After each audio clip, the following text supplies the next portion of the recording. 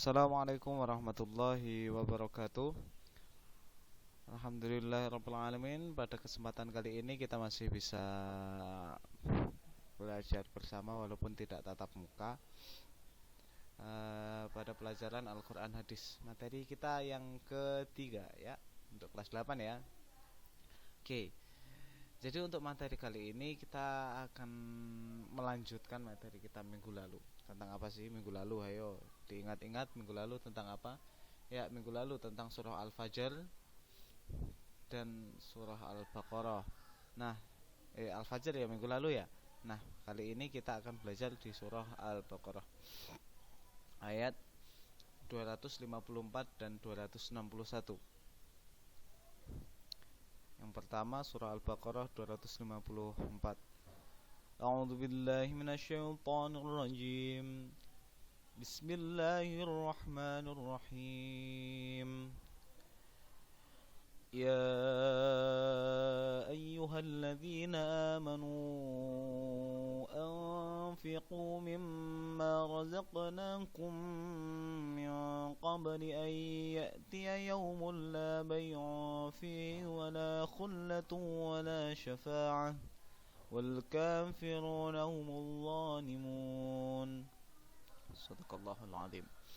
Artinya, hai orang-orang yang beriman, belanjakanlah di jalan Allah sebagian dari rizki yang telah kami berikan kepadamu sebelum datang hari yang pada hari itu tidak ada lagi jual beli dan tidak ada lagi persahabatan yang akrab dan tidak ada lagi syafaat, dan orang-orang kafir itulah orang yang zalim. Oke, isi kandungan dari ayat 254 surah Al-Baqarah ini adalah yang pertama, firman-Nya yang berbunyi ya ayyuhalladzina amanu anfiqu mimma razaqnakum. Allah Ta'ala memerintahkan hamba-hambanya supaya menginfakkan ya, menginfakkan sebagian dari apa yang telah Dia karuniakan kepada mereka di jalannya, yaitu jalan kebaikan, gitu ya. Jadi hartanya jangan cuma disimpan terus. Walaupun punya harta banyak, kalau disimpan terus buat apa? Enggak dibawa mati. Jadi yang kalian bawa mati besok itu harta yang kalian infakkan di jalan Allah ya. Makanya Allah memerintahkan begini, supaya hambanya ya ayyuhalladzina amanu lah. Kalau sampean anak-anak beriman, anfiqu mimma razaqnakum, maka berinfaklah dari apa yang sudah diberikan Tuhan kepada kita, begitu ya, di jalan yang baik. Oke.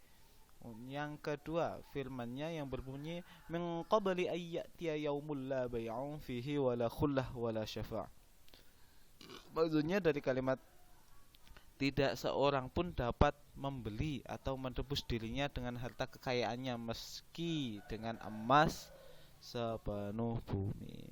Jadi besok kalau sudah hari kiamat, hartamu itu enggak berfungsi ya, enggak berguna. Meski hartamu kamu tumpuk seperti Qarun, hartamu melimpah ruah, emas berapa gunung, itu tidak ada gunanya besok kalau sudah hari kiamat. Tidak ada yang bisa membeli dosamu supaya dosamu diampuni. Besok kamu bawa mati terus kamu menyogok malaikat, tidak bisa ya. Jadi harta yang tidak kamu belanjakan di jalan Allah besok itu tidak bisa menolongmu sedikit pun, tidak bisa menolongmu gitu loh ya, maksudnya besok hari kiamat itu seperti itu. Makanya hartanya jangan cuma disimpan tapi juga diinfakkan. Yang ketiga, wala syafa'ah, maksudnya syafaat atau pertolongan. Orang-orang yang dapat memberikan syafaat pada hari itu tidak lagi bermanfaat bagi mereka. Mereka siapa? Ya mereka yang tidak mau menginfakkan, ya, menginfakkan hartanya. Orang yang dapat ya, firman-Nya wal kafiruna humudz zalimun. Kalimat itu berkedudukan sebagai mubtada, sedangkan khobarnya adalah kalimat singkat Artinya tidak ada yang lebih zalim dari orang yang menghadap Allah Ta'ala pada hari itu, yaitu dalam keadaan kafir. Jadi orang yang paling zalim besok ketika menghadap Allah yaitu orang yang kafir. Begitu ya. Itu loh ya. Jadi yang pertama tadi apa? Allah meminta kita untuk mewajibkan ya, bukan meminta. Allah mewajibkan kita untuk berinfak. Ya. Memerintahkan ya, Allah memerintahkan kita untuk berinfak di jalan Allah. Yang kedua, sebelum datangnya hari kiamat ya, sebelum datangnya hari kiamat, sebelum Anda tidak bisa berinfak lagi, begitu ya. Begitu. Yang ketiga, besok orang-orang yang tidak mau berinfak itu tidak ada yang bisa memberi syafaat baginya, tidak ada yang bisa memberi pertolongan. Dan orang kafir itu adalah orang yang paling zalim besok ketika bertemu dengan Allah. Oke. Surah Al-Baqarah ayat 261. Ini yang kedua ya. A'udzubillahi minasyaitonir rajim. Bismillahirrahmanirrahim. مثل الذين ينفقون أموالهم في سبيل الله كمثل حبة أنبتت 7 سنابل في كل سنبلة 100 حبة والله يضاعف لمن يشاء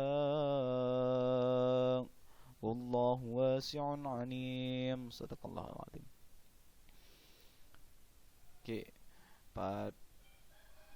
artinya perumpamaan nafkah yang dikeluarkan oleh orang-orang yang menafkahkan hartanya di jalan Allah adalah serupa dengan sebutir benih yang menumbuhkan 7 butir, pada tiap butir 100 biji. Allah melipat gandakan ganjaran bagi siapa yang Dia kehendaki, dan Allah Maha luas karunia-Nya, lagi Maha mengetahui.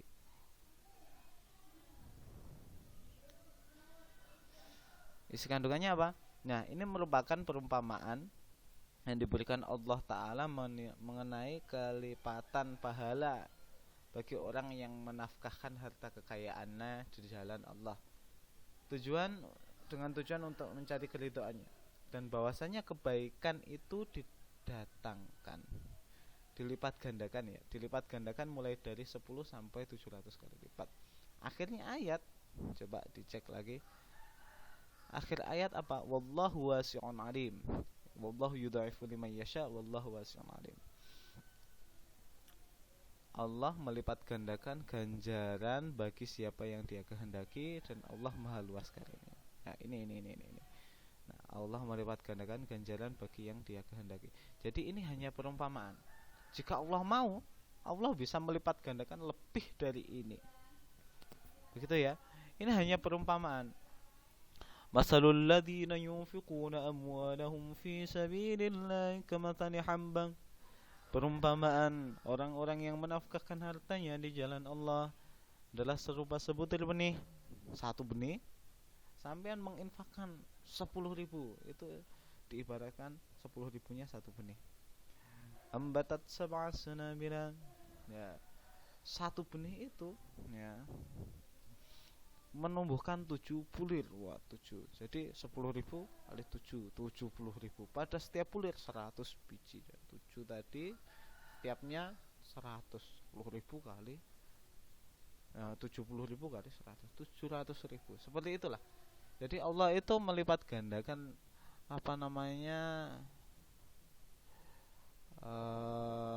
pahala itu sangat mudah, asalkan ini fisabilillah, di jalan Allah, dan dengan mengharap ridha Allah, seperti itu ya.